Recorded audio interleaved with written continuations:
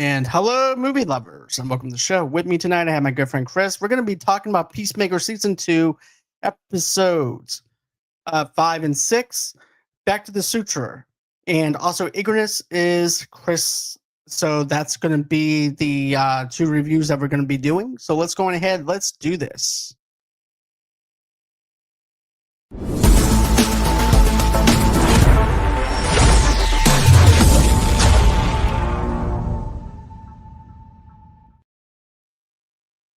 And hey, Chris, welcome back. Hi, John. Thanks for having me back. You're very welcome. So I know that we talked about the whole entire deal of this town being too good to be true. I know that I'm jumping ahead. I know that we're supposed to be doing 5 and 6, but my ADHD brain decided to go backwards for a minute, and then we're just going to jump around with it. I'm good with that because there was so much between the two of them that, there's a lot of bouncing around that's probably going to happen anyways. Right, exactly. But I knew that there was something up with that town. I had a feeling that it was a very racist town. I was like, so going back to one of the previous episodes when you had first said that, and I was like, I had to rewatch it, and I was like, really? I didn't really see that. And then, like, there was one thing, I think it might have been a slip of the mind. The billboard sign when he goes to jump on the roof. See, I didn't notice it. I think there was one of the band members on that billboard sign was actually an African American, I believe. So I was kind of like, no, I don't really think unless I saw wrong, but I was like, and then like this last episode, like boom, right there it is. Yeah, John was right. Because I'm looking at this, I'm like, there's no other people of color or anything like that. Everybody's basically the same. And sure enough, there it is. Because Amanda Waller's daughter is over there being looked at in this town where the other dimension is. But I also want to talk about this though too, because I do like episode 5, and I like how everything's set up in episode 5 and it goes into this. But I like how we're thinking that Chris is going to get assassinated by what's his name? I can't even think of his name right now. Are you thinking the judo guy? Oh, judo master. Yeah, I'm thinking that that Chris was already knew that something was up to begin with. And then I like how Chris goes on ahead, tries to switch places with hardcore. And the only way to actually not to basically get Chris out of the way is to knock him out, so that way, so that way they can go ahead and make the arrest. But at the same time, though, I'm also thinking that Hardcore was actually doing it for her own self as well, to try and get on their good graces. But at the same time, though, she's just there to protect Chris. But I like that whole entire deal of like, you know what? Screw this town. Screw everybody that's against me. Yes, I have a couple of good friends. But now guess what? I'm done. I'm done. I got my ass handed to me by Rick Flag Sr. For killing his Rick Flag Jr. And why do I want to stay here? And I know that I keep on repeating the same thing because that's actually it. That's the build that they got to this point of where he's like, I'm done. I tried everything to be good. It doesn't do any good for me to be good. I just need to go on ahead and be accepted into this other town that already accepts me for who I am. So screw this. Yeah, and I mean, just her choking him out, he didn't realize that she was trying to save him from being shot. So he thought, well, that's it. I mean, even my love interest is choking me out for her own advancement of career. Like, and then that he didn't realize that her and Economos actually kind of saved him by putting him into the system as an arrest. And I think even Flory is starting to wonder whether or not he's on the right side of things. I think so too, but at the same time, John, now that I've seen it in full context, I think John is, I think he's actually for Chris. He's actually for his friends and stuff. He just did that just to save him. Yeah. Everybody has good intentions here. It's just that we're seeing it from Chris's POV right now Right. and how it's layered out like that. Because at first you want to hate everybody because Chris hates everybody for feeling the way he does, all except Amanda Waller's daughter because he calls her bestie. Vigilante just gets ignored Yeah. Vigilante just gets ignored on everything. because he goes, what did he say about me? He didn't say anything about you in the text. Right. And then he's like, when he goes through the door, he's all crying and everything. Right? Because even she was trying to comfort him and stuff. Because I wasn't crying. I Oh was yeah. trying to It's like, comfort. yeah, in episode 6. I was trying to comfort you. You were the one that was crying. I'm just sure, but sure, buddy. But I also like Michael Rooker's back in this though too, and then he's trying to still try to kill Eagly. Oh yeah, and Eagly actually ends up being what he thought it was. He's Exactly. like the eagle god. And it was just funny though. I mean, you see Michael Rooker, he's over there trying to hunt Eagly. And at first I thought he really did get him. I'm like, you bastard. Right, right. It did seem like that, but then all these eagles just start coming around and circling up around him, and yeah, I was like, oh, Eagly actually is like the king of the bald eagles, or I was like, And okay, then well, well then, you got that other agent who's calling Judo Master a munchkin. Is that- uh, yeah, I do. Yeah. Who He was? calls him a munchkin. He goes, I'm not a munchkin. That's not a way that you describe a little person. Well, I don't know little people language. Oh, yeah, Little I people forget science. who was it that called him that. I can't remember. What was that? The one dude that kept on giving everybody nicknames like titties Oh, and stuff. Flurry. It was Yeah, Flurry. yeah. Oh yeah. Oh yeah. It was Flurry. Now that I think about it, it's just, yeah, I don't know what to call little people. I don't know little people science. I don't know little people science. Like it's a whole science. This is Flurry. Flurry is just something else, man. There was yeah. Go ahead. No, you go ahead. Sorry. The towards the end of episode 6, when he's with Rick, and he was like, I just need a minute to think, and he just walks up to him and he just sits down in the chair going, huh, Hmm. huh. And we're just like, alone? Oh. Just walks away. I was like, he's trying to be such a serious agent, but he's just like a comic relief right now. That's all he is. He's just comic relief for him, and I just think that his character is always funny with the one-liners and stuff. That didn't think that I would actually laugh at his stuff, but the way he delivers the lines that he does, and then the way he just sits in front of Rick Flag, go, Yeah. by myself. Oh, Like, walks seriously. out the door. And then her Flag is like, idiots. But I do like how the episode 5 does end, where you have Chris going through the portal, and then his friends are trying to stop him before they get into the portal. But I also like the Guns N' Roses song of November Rain being played in the background. I thought that was a very sweet moment because of how emotional that is. And I think that it definitely does make an emotional impact within the characters themselves. And James Gunn has a great way of actually putting and placing music to describe certain Yeah. characters into his shows. I loved having November Rain in episode 5. I love how James is incorporating music in his films. He did it on Guardians of the Galaxy too.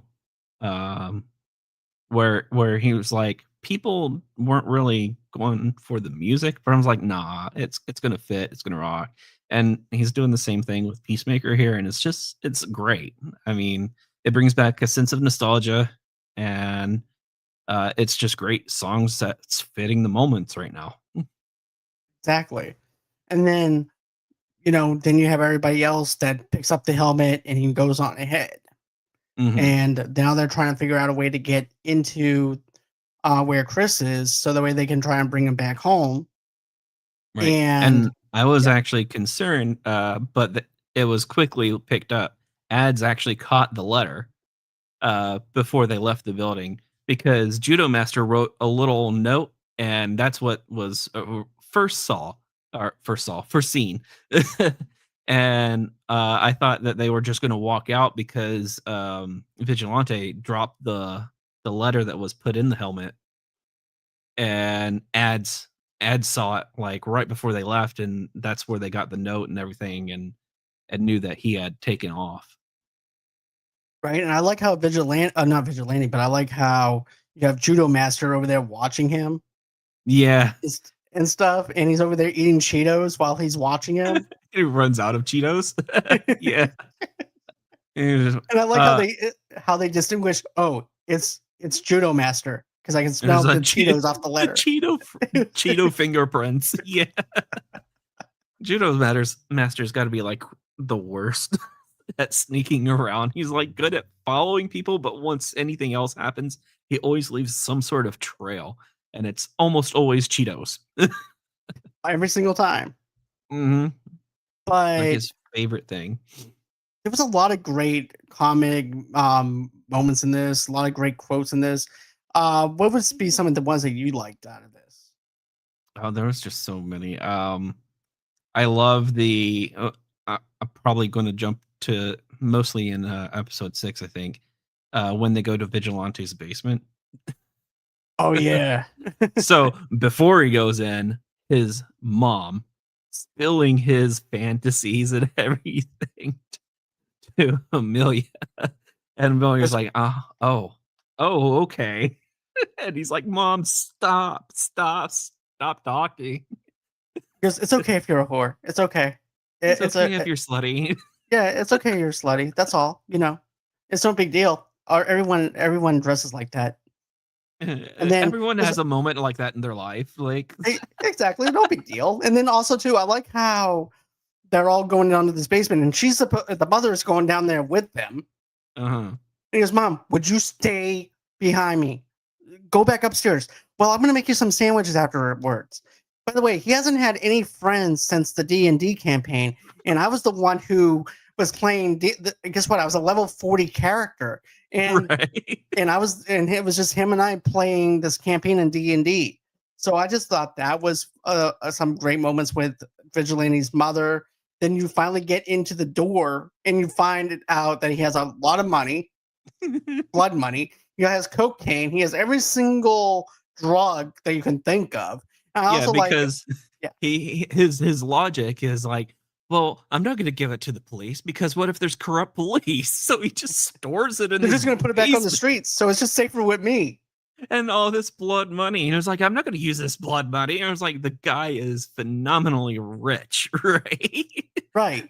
And as soon as like he says that and he turns his back, and everyone just starts oh, you're not going to use any of this, and they just start stuffing all the money in the gloves.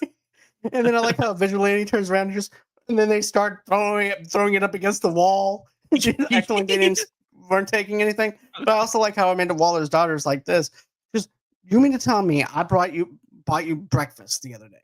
Right, You say you didn't have any no money. Like, That's how rich people stay rich. That's how rich people say. You had to just have somebody else buy you lunch, right? Exactly. No one wants. Let's say you only have like $500, right? I don't have any Mhm. money today. Okay, well I got you. Okay, good. So I get to keep my 500 and I get to do whatever the hell I want. So I'm just bumming off of my poor friends. Right, and I was So like, I'm not going to spend the blood money. That's blood money.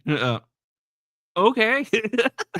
You just have all this money, and you're living in this small little house. and then he's also curious if he's going to meet his double danger as well. Yeah. Like, I wonder if there's another He's like, me. he's like obsessed with finding his doppelganger.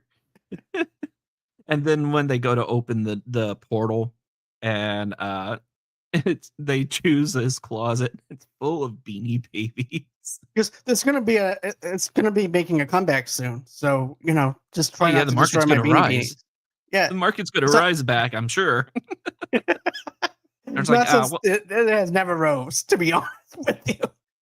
Right. And I was like, "What's with all the drafts? He's like the favorite." What? No, nobody. No, not the draft. But then they go into there, and then they see the alien coming out, and they wave to him. He goes, "Why the hell are you waving to the alien for?" Oh yeah, I think he got that because Chris when they did. were disposing of the He's alternate Chris, he comes out and Peacemaker just yells at him. So I think he just picks up that kind of attitude from him because he looks up to him as a brother, like a role model kind of Vigilante does. So like when the alien comes out, I was like, why are you waving at him? So he just treats him the same way Chris does. that was just funny because he acts like he actually knows the alien and stuff. Because it's okay. I actually helped Chris dispose of the body, so it's perfectly fine. Right. Oh, and just before they walk in, when the door, the portal kind of does that explosion kind of thing, knocks all this cocaine all over everyone. I actually thought when they went through the door, they would be tripping the whole time. So I was kind of surprised that that didn't happen because all the cocaine and everything all over them. You know what though? Now that you mention it, that would have been such a James Gunn move to do that. A whole 5 minutes of them just tripping off the cocaine and the different drugs that Vigilante has. Yeah, I wonder if that was maybe going to be like a cutscene, but it was just too long for the episode. Probably because don't forget this is a TV series. If this was a 2.5 hour movie, he would actually probably incorporate that. Yeah. But I would love to see like maybe like a 3 minute thing of them just tripping, or Like going like through the dimension, just like spaced out and tripping and maybe going into a random dimension and then freaking out and coming back out. exactly that would have been awesome. Yeah. But I like how they do this though. It's just there for a moment, and it's just on Hardcore's jacket, and that's it. And we don't even notice that until like later on. But I do like the fact that they don't spend a lot of time on it, and we're in and we're out of that little doorway, and then Right. we're into where Chris's room is. Mhm. And I just thought that was a nice little moment. And then of course you have Chris's brother that comes in there, and Hardcore is trying to hide everybody in the closet. He goes, "I took a shit in there." Yeah, she shoves the Economos into the one, and I guess it's actually a little bathroom right there, and then the other 2 manage to get into the big closet on the other side, but they never closed the door, so No, I was like, "Oh, he's gonna turn around and they're gonna be right there." Yeah, and then the whole snow globe thing, and I was like, I thought you were, with Chris over at Argus, no, no, I was here, he told me to get something this for my desk." And then it was just like a pause, and you're like, "Uh-oh." And then he's like, "That's what, our mom gave to him just before she died." And you're like, "Oh, crap, she's busted." But then he's like, "No, he that must mean that you really mean a lot to him." And I was like, "Uh, oh, okay. We'll go this way." because I thought so too. I thought for sure that she was going to be busted as well. But Mhm. she's not even very good at trying to cover it up either. No, she's, like, See, stumbling around. because you shake it and snow comes out. Yeah, that's what a snow globe does. Yep. Yeah, that's And what they're then supposed he's to do. like, exactly. So he's like, "Look, can I bring you to Argus?" So he winds up bringing her to Argus. Then you have Eponymous, and then you also have Amanda Waller's daughter come out of the closet, and also Vigilante. Mhm. And he goes, "I'm just going to go on ahead and see if I can meet myself."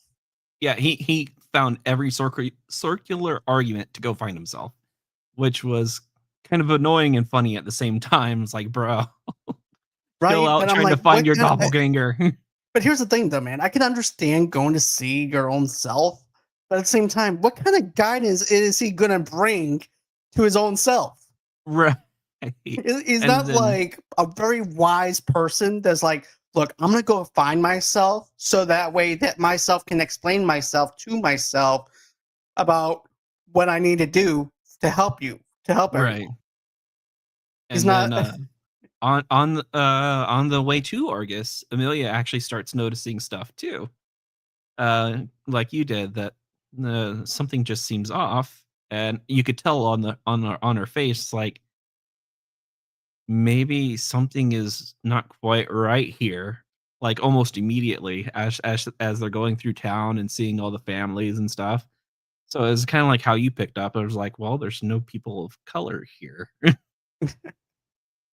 And then, like, I didn't realize it either, but as you go through the series, in this new dimension, whenever you see an American flag, it's always folded to where you can't quite see the star The part. Nazi, Yeah. right? Because I always here's the thing. I noticed that on the desk, but I'm like, well, it's just an American flag. That's all it is. It Right. doesn't. So, and then all of a sudden, it winds up being the Nazis. The swastika. Yeah, at the end, when Chris is like, "Wait a minute," and he pulls it over, and you just see the swastika where the stars would be, and we're like, "Dang."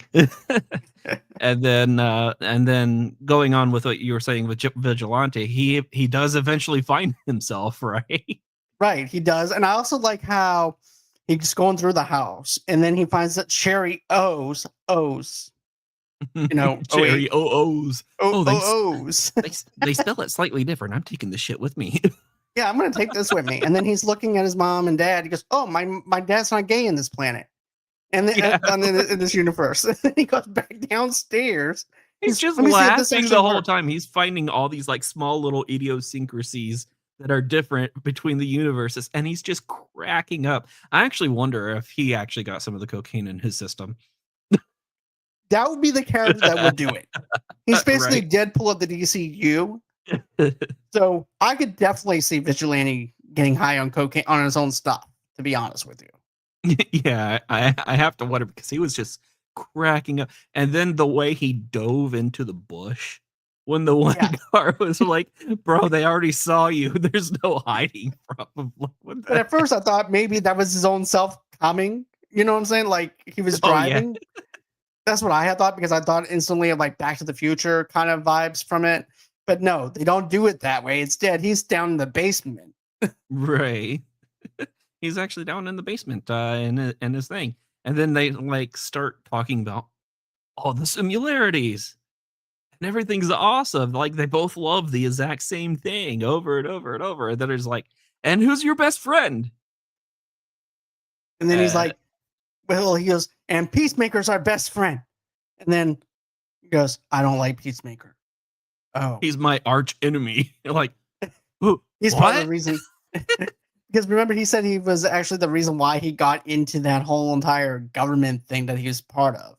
Yeah, he's part of, the League, right? Yeah, the League League, a I different type forget of which league, name one. though. Yeah, it's a different kind of league. I forgot what they called it, though. That's the thing. Or was it Legion? Yeah, I think it was something like that. Yeah, But I know the name because it's come up in other DC things, but for some reason it's just slipping my mind right now. then you have Lex Luthor coming into this now. Yeah, back in our And normal universe, Rick Flag Senior goes and talks to Lex Luthor, which is awesome because it's Lex from the Superman movie, right? right. And I like the back and forth between them. He goes, well, what am I going to do for you? What can you do for me? Kind of Hmm. situation. He goes, well, I can get you transferred to another uh, facility besides this one. Yeah, because he R- has a metahuman doing some strange stuff next to him in his cell, right? Right. And that And was kind of he's all trying to get rid of metahuman, so it's like the because worst Metahuman prison. keeps on banging somebody in the jail cell. Yeah, So Lex is definitely not having a good time in prison. Then again, you're not going to have a good time in prison, but just to know that some rich douchebag is having a terrible time in county lockup brings right. joy and tears to myself. Yeah, I didn't realize when you think about how much like racism and stuff uh counterpoints are in the DC uh the area. It's like because Lex is fully anti-metahuman, right? Right. And then you have the crossover for Chris into the white supremacist dimension. and then like there's so many other like references to it in DC, and really I didn't really think much about it until you had brought it up with was it episode 4? I think it was like episode 4 where I brought it up because I'm like, Yeah, something has to be too good to be true for Chris to have everything back. You yeah, know, his father might not be racist, but that whole town is racist. right. But now I'm leaning more towards what if everybody who is white in that whole entire town is racist? And then it turns out that it is Yeah. because Ads gets chased by everyone at the end, right? Right. And then So even Chris's brother ends up stopping the truck and chasing after her, right? right, because it ends up ending with her running. Yeah. And she's like, what the hell? You know what the? Because everybody was going after her. And then Mhm. you also have Economos is also over inside Peacemaker's house, and he's also hiding after cleaning up after Eagly Right. Because he as was like, well. And what a weird like what he started like vomiting because it was just too weird to him. Like he was gagging. Like what the heck? I think it might have been. I wonder if that's like an after effect on certain people, though, on how it would affect going into a different dimension. I, I don't know. It was weird because like he said there was like some sort of reason to it. Talking to a dead person or something like that just makes him nauseous or sick or something. Yeah.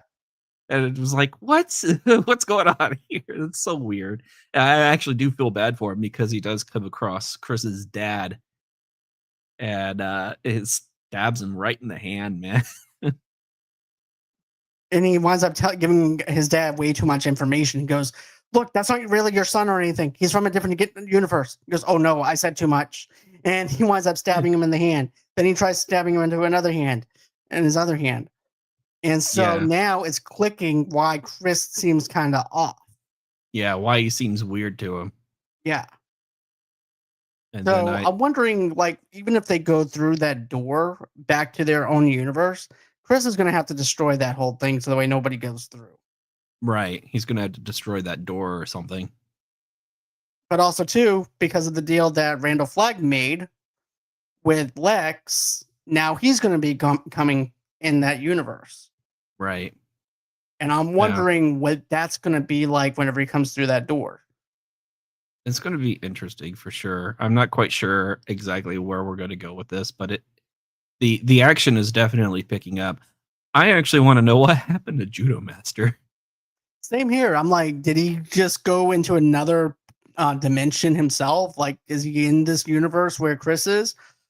Or, did he get sucked into like a dark, like a black hole or something? Did he find Like, like a different place and he thought that he was following Chris? Like because we know he followed him. right. So So like where did he go? He wasn't here in the entire episode. not only that, but he would have to know exactly where Chris is and what door he went through, Mm-hmm. Because because nobody he was knows what pretty door far Chris. behind. He was pretty far behind Chris when he went through the door because Right. He he only saw hesitated. Chris enter. Yeah. And then he had to go into the cabin and then he wrote his little note. And then by the time that all happens, like, so where did he go? Right. Right.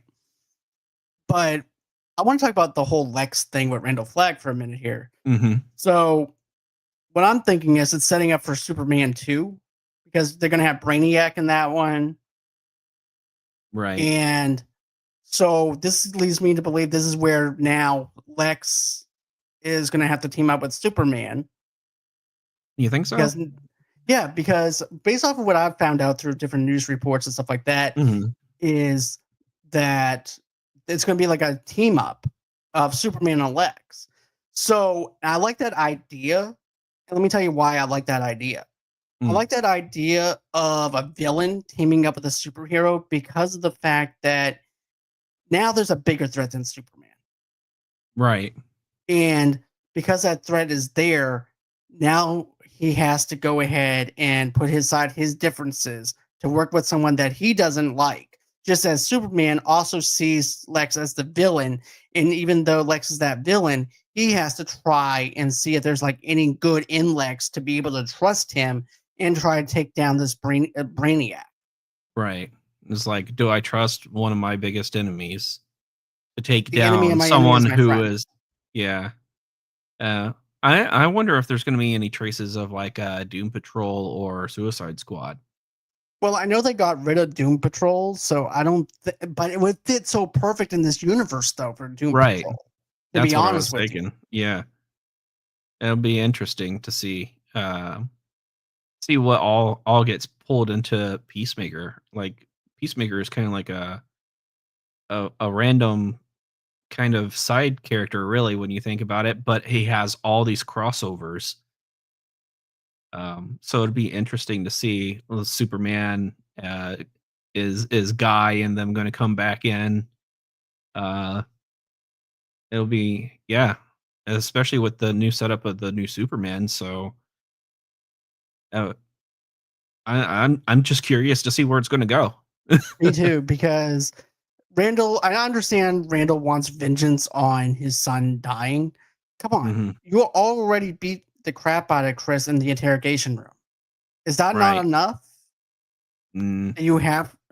I I don't. mean, I mean, his son was murdered by, well, not murdered. He was killed fighting Chris, and I think it's just his probably his parental right, the connection. father losing his Just son, right? yeah, and now he's in a position that he can finally mostly do something about it. So I don't think he's ever going to really let that go. No, I don't. No matter how much Chris saves the world or apologizes or anything like that, he's just going to get the short end of the stick with Rick Senior. I can definitely see that.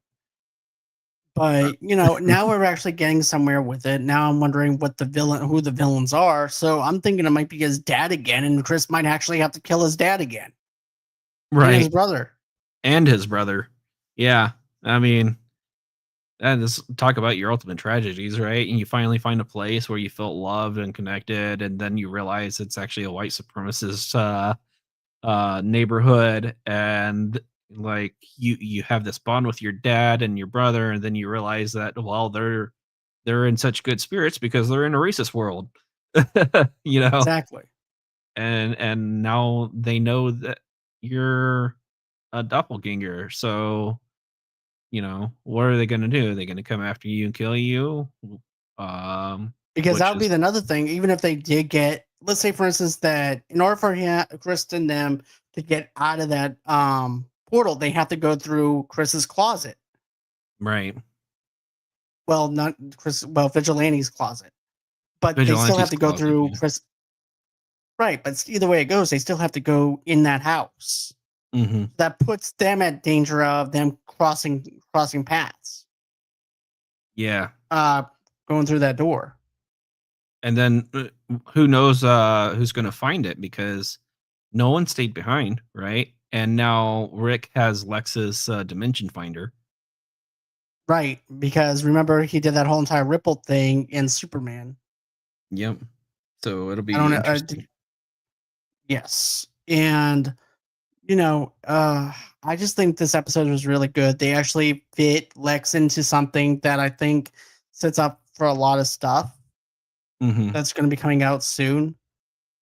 Yeah. Because the name of Superman's sequel is called Man of Tomorrow. Yeah. So Yeah. I saw that. And I'm excited for it, and I'm glad that they kept the same Lex, because sometimes with the series and stuff like that they switch out people. right, but don't forget though, I think James Gunn knows his universe and knows what he wants to do with it. And I Right. don't think he's going to want to change out Nicholas Hoult for it. I think he's the perfect Lex that we have right now. Yeah. And I like the fact that we're dealing with a smart Lex Luthor compared to Batman versus Superman's Lex. Because I didn't like the Yeah. fact that it wasn't the Lex Luthor I knew; it was actually his son. I'm like, I don't like that. I like this version of Lex. This is the one that I've been wanting. Yeah, I And I really love how this Lex has been played out so far. but let me think. Is there anything else that you wanted to talk about as far as episode 5 or 6 goes? One of my favorite scenes in 6 that was more on a serious was Emilia actually coming mostly out to Chris, finally breaking that little barrier and coming clean. I mean, he pressured her into it. And I was like, what? And he almost got to it. Was like, why would I want to go back when no one wants me? And specifically you. And he actually flat out said that he loved her, which I think broke some barriers. And Right, because she even opens up about her own feelings. Just he's like, you cannot tell me that that night didn't mean anything to you because that meant something to me. right. And then finally she opens up, like you said, and then the way she gets caught over in Argus is because of the fact there's cocaine on her jacket still, Yeah. and the dog is Freaking barking. vigilante. And she tells him, I like how she tells the security guard, shove the snow globe up his ass. Yeah.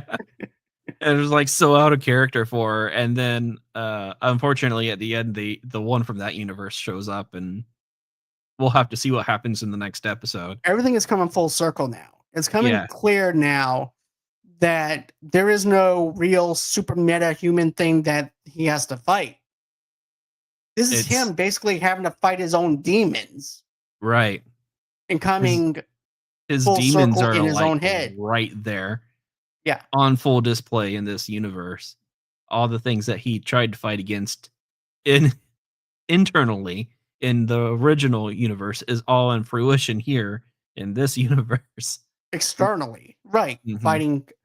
And I think this is actually a smart move of actually him trying to change and showing people that he can change who he Yeah. is, and that's not who he is anymore Hmm. and stuff. But I do like the fact that he comes clean with her about his feelings, just as she comes clean with her feelings. And then you also have um, this whole entire deal now where Hardcore is now going to be face to face with her doppelganger. Right. But this is going Yeah. to be interesting. I mean, I'm all for this. I'm excited for this. I think this is going to be one of those episodes where I'm going to be more dialed into the show now Yeah, it's because of gonna this. be doppelganger versus doppelganger. Even Vigilante's gonna have probably end up fighting himself. And then ads is gonna have to fight society. Right. I don't know what happened to Judo, and we're not quite sure what happened to Economos after he came across Chris's dad, right? Right. So it's heating up. It's getting spicy, and I like spice. I do too. And, I also like how Hardcore also says this to Chris too. He's like, what do you mean nobody wants you? Economos is here. Amanda Waller's daughter's here. I'm here. That we want you to come back. Well, you backstabbed me. No, I helped the cyborg that was going to kill you, that was going to put a bullet in you. And the only way for me to do that is put a sleeper hole on you so that way I can protect you. And Right. John ended up um, putting in on the record that you got arrested, so that way it would protect you. Hmm. Yeah, So and everybody, who we thought was against him is not against him. right, she shoved it in his face. Like he was so down in the dumps that he was so focused on his own thoughts that he didn't realize that, like we've been saying from the beginning, for the most part, he did not realize that he had friends that he has made with Economos, Ads, Amelia, and the weirdo Vigilante, right? Right. And really that one scene that I said was my favorite, like the chemistry between the actors and the way they switched it, seeing all the emotion and the tension between her and Chris, it was a great switch. I loved it, just I just agree. from watching the acting standpoint. The acting is really good in this show. It deals, even though there's a lot of comedy in there, but a lot of the humor within it is also covering up the pain that the character is actually facing. Right. And the fact that they're able to switch between the emotions so well, it keeps me wanting to watch more. Like I actually want to go rewatch the last 6 episodes now. Like Right, and because at first we're usually like, right. Go on ahead. Usually I'm not that into a series. It's been a while, you know. It's been a while to see a series where I actually want, just because of the acting. Right. For me, the last show that I really dived into was Dexter Resurrection, and that show was Right. really good. And to me, for me to dive into this show, at first I'm like, okay, I'm gonna go in for this ride. And I was actually struggling a little bit with it, to be honest with Mhm. you. And I'm like, okay, if this doesn't pick up by the sixth episode, I think I'm done. But Yeah. now there's only 2 episodes left, so I'm like, "Okay, I'm all the way in." But now I'm all the way into this. Do you think that it was smart for them to do 8 episodes and do it this way? Or was this better as like a Peacemaker, 2.5 hour movie, a Peacemaker? Honestly, I like, we had talked about this, I think, the last time we were together. It felt like it should have been more of a movie. It Because has I see more of where that Gunn is movie going with feel. it. Right, it was a small tension build to it to get to this point. Mhm. I think that you need there's certain TV shows you can do that with, but you need more episodes to do it.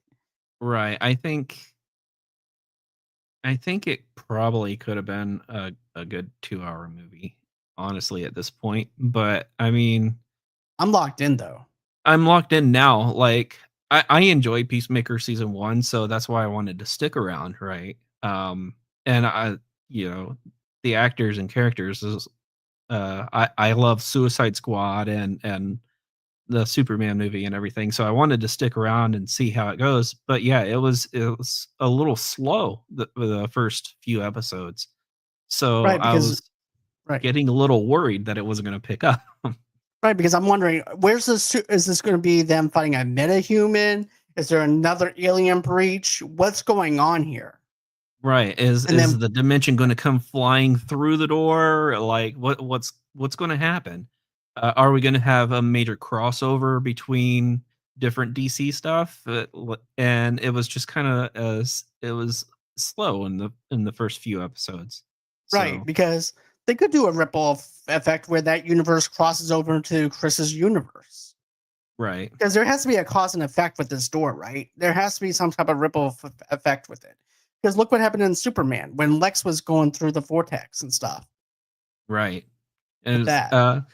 and, like, I don't know, if there's gonna be, like, a science difference. Lex didn't quite have the science down, and maybe that's why he did the rift as opposed to the alien technology. Um, Or he just didn't have it. He might not or even have yeah, the alien technology. yeah, he might not even have that. So, I mean, it's an interesting mix of things going on, and I'm glad that it's picking up, and because I'm really enjoying it. Me So, too. All right, for you guys watching, are you guys enjoying this show or not? We're curious about this. We'll take some questions or whatever before we actually close out. But I'm just kind of curious. Are you guys enjoying this show? Are you not enjoying this show? What do you think of this? Are you enjoying this show just as much as season one, or is it kind of like how Chris and I feel right now about it? But tell me in the comments below. Even after we get off the air, go on ahead, comment. I'll answer back. Email me at movieloversunite@gmail.com if you have any questions as well, or if you just want to geek out about certain moments in the show, I'll be happy to do that as well. Um, but yeah, another thing too is, guys, I'm gonna mention this before we sign off.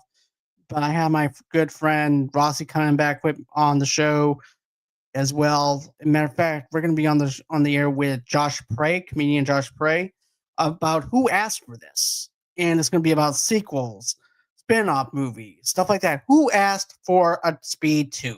Who asked for Son of the Mask? We're gonna be talking about all that coming up on October 6th at 8 o'clock Central Time, 9 o'clock Eastern Time for that. I do have a couple other shows that I have lined up. Rossi and I are going to be doing Stephen King's Welcome to Derry. We're going to be doing that show towards the end of October. So go on ahead, check that out when we do that. But yeah, that's going to be as far as this show goes. Don't forget to boop that like button, boop that subscribe button. Also, too, boop that hype button too, because that actually helps us out as well for everybody to find us as well. So hype it up. Tell us what you think. Give me a 5-star review if it's deemable on Spotify, where you guys get your podcast from. always on the next time, guys. Having a great safe night, and we'll catch you guys on the next one. Thank you guys for tuning in. Thank you guys so much for supporting us. And we are out, guys. Bye. Have a good night.